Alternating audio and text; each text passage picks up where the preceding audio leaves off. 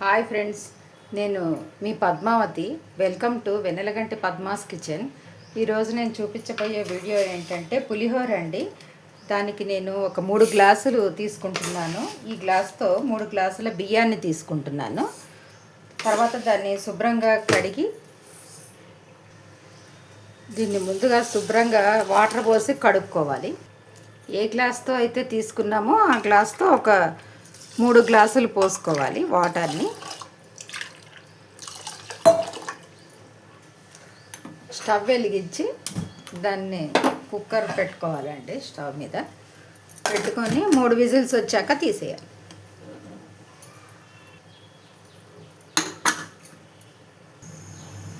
ఇప్పుడు చింతపండుని కొంచెం తీసుకొని, కొంచెం ఇంత ముద్ద తీసుకున్నానండి. 3 గ్లాసులకి తీసుకొని కాస్త వాటర్ పోసుకోవాలి. పోసి నానబెట్టుకోవాలి. ఈలోపు ఆఫ్ చేసుకోవాలి. పొయ్యి మీద ఒక బాండీ పెట్టుకోవాలి. పులిహోరకి కొంచెం సరిపడా ఆయిల్ వేసుకోవాలండి. కొంచెం పులిహోరకి పడుతుంది కాబట్టి ఇది ఒక 6-7 స్పూన్లు ఉంటుంది. బాండీ వేడైన తర్వాత ఒక 3 ఎండుమిర్చి, అలాగే ఒక స్పూను మినపప్పు, ఒక స్పూను శనగపప్పు, అలాగే ఆవాలు ఒక స్పూను వేసి పెట్టుకోవాలి. దీంట్లోకి కొంచెం పల్లీలు కూడా వేసుకోవాలి, ఒక స్పూన్ వరకు. అలాగే ఒక చిన్న స్పూన్ది ఇంగువ కూడా వేసుకోవాలి. అలాగే ఒక 4 పచ్చిమిరపకాయలు, కాస్త కరివేపాకు వేసేసుకోవాలి. ఇవి బాగా వేగిన తర్వాత ఈ చింతపండు, ఇందాక నానబెట్టుకున్న చింతపండుని దీంట్లో వేసేసుకోవాలి. దీంట్లోనే ఒక స్పూను పసుపు కూడా వేసుకోవాలి. ఉప్పు తగినంత వేసుకోవాలి దీంట్లోకి. నేను చింతపండు ఎక్కువ వేయలేదండి, అంటే పులుపు ఎక్కువ తినము, అందుకని చెప్పేసి చింతపండు తక్కువగా వేశాను. కొంచెం కావాలన్న వాళ్ళు ఇంకొంచెం ఎక్కువ వేసుకోవచ్చు. ఈ రసాన్ని ఇట్లా, ఈ చింతపండు రసంలో ఇవి ఉడకాలన్నమాట. ఇలా మధ్య మధ్యలో దీన్ని తీసుకొని ఉడికించుకోవాలి చింతపండు రసాన్ని. ఇప్పుడు ఇది ఉడికిపోయిందండి, ఇది ఆఫ్ చేసేసుకోవాలి.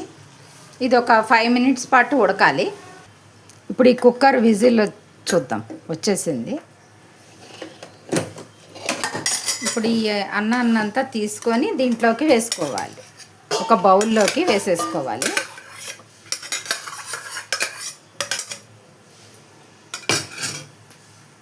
ఇప్పుడు ఉడికించి పెట్టుకున్న ఇదంతా దీంట్లోకి వేసేసుకోవాలి.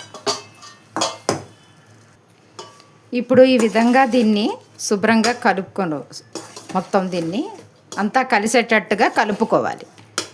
ఉప్పు కూడా వేసాం కదండి. దీన్ని ఈ రోజున పులిహోర అమ్మవారికి నైవేద్యంగా పెడుతున్నానండి, అందుకని ఇది చేశాను పులిహోర. అదే ఈ పోపు అనేది మనం ఉట్టిగా ముందు చింతపండు రసాన్ని ఉడికించి కలుపుకొని తర్వాత పోపు వేయించుకుంటే కనుక కొంచెం కరకరలాడుతూ ఉంటాయి శనగపప్పు, అవి మినపప్పు. నేనేంటంటే కొంచెమే ఉంది కదా అని చెప్పి ఆ చింతపండు రసంలోనే ఉడికించా. ఇలా కూడా చేయొచ్చు, 2 ఎలా అయినా చేసుకోవచ్చు.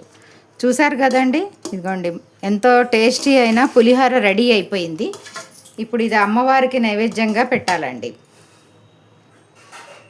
చూసారు కదండి, ఎంతో టేస్టీగా ఉండే మన చింతపండు పులిహోర రెడీ అయిపోయింది. ఇది కనుక మీరు కూడా చేస్తే చాలా అంటే చాలా టేస్టీగా ఉంటుంది. ఇలా చేసుకుంటే కనుక మరి మీరు కూడా దీన్ని ట్రై చేయండి. అలాగే లైక్ చేయండి, షేర్ చేయండి. మరిన్ని వీడియోస్ కోసం మా ఛానల్ని సబ్స్క్రైబ్ చేసుకోండి. Thank you for watching.